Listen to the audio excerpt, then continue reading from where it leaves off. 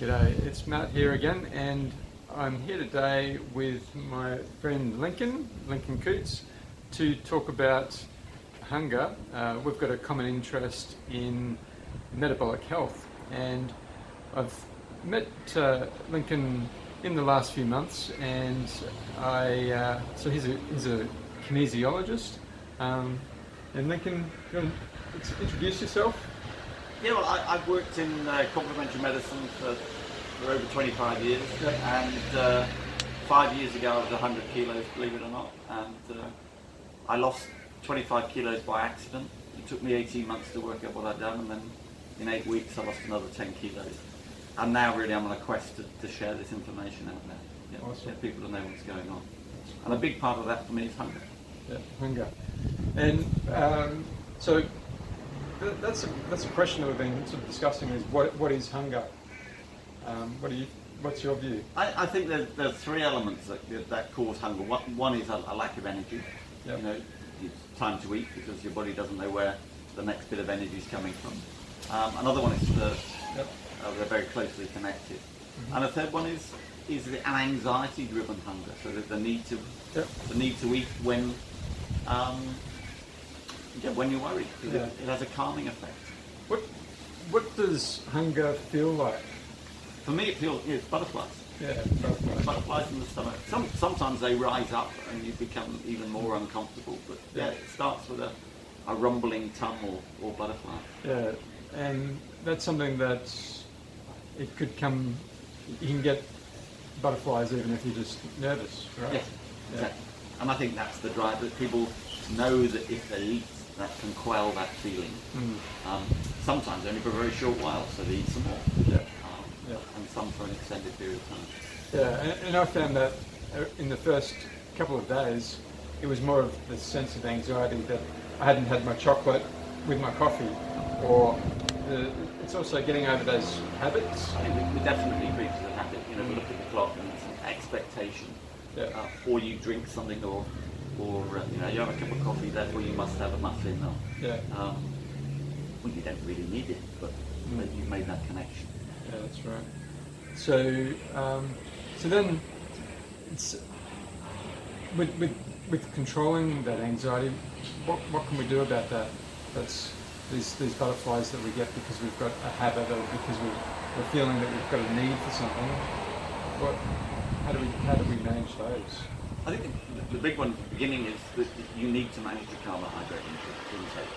If you're eating too many carbs, then I've said for a long time that the reason you're hungry is more than likely because 2 hours ago you ate something that now has made you hungry.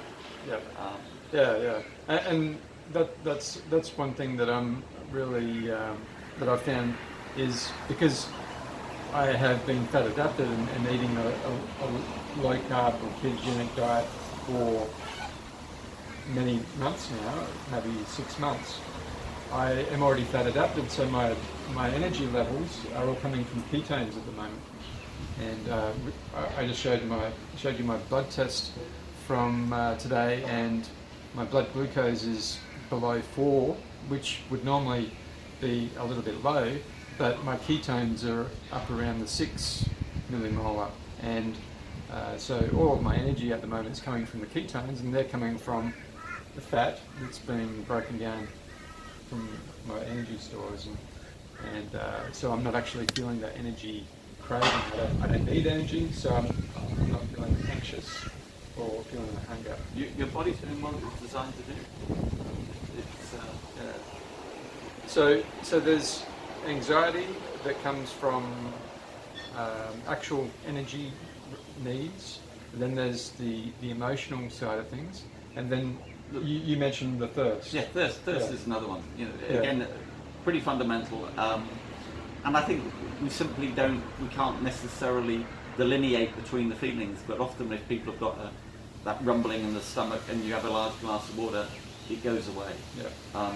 There's no calories in the water, there's nothing in the water, and yet that feeling goes away. Why? Because it's simply a drive to drink. Yeah, and I can definitely agree with that, because I'm really making sure that I get that fluid intake, and that's either tea, coffee, water, or broth. And when I'm feeling a bit average, that's really helping me continue what I'm doing. So, and I mean, I'm already well past where I would have thought would have been possible on the standard guidelines diet, where I'd be probably craving a lot more with having not adapted myself to burning fat. And I think it's, you know, I've spoken over the years and even recently to people who've tried fasting, but you know, even 18 hours and they're struggling. And you Yeah. think, well, I'm not surprised, and the reason is that what you ate before you started your fast will make you hungry within 18 hours. You know, the idea, a lot of people can't skip breakfast, and the idea of skipping breakfast and morning coffee and muffin is absolute no-no to them. So there's no way that you're ever going to be able to do a fast of 24, 48, let alone any longer. Yeah. And do you fast much yourself? I've not, I think yesterday, about 6 o'clock yesterday evening was the last time I ate. So I often do anything between 18 and 24 hours, sometimes longer. Yeah. I'm one of those, I find that if I leave the house early, I find it easy to go without food till the afternoon. If I'm in the house, habit draws me to the fridge. But I often do, you know, 18 hours. Not in any particular structured way, but it's easy. And so why wouldn't I? I know metabolically it's helping me dramatically. It's what we're designed to do. Yeah, very good. All right. We're obviously going to be talking more about this down the track, but just to summarise, energy is one thing that might cause some anxiety. Then there's the emotional or habits, and then there is thirst. So those are the big three.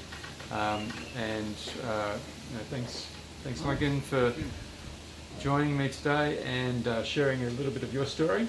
And we'll catch up with you again tomorrow.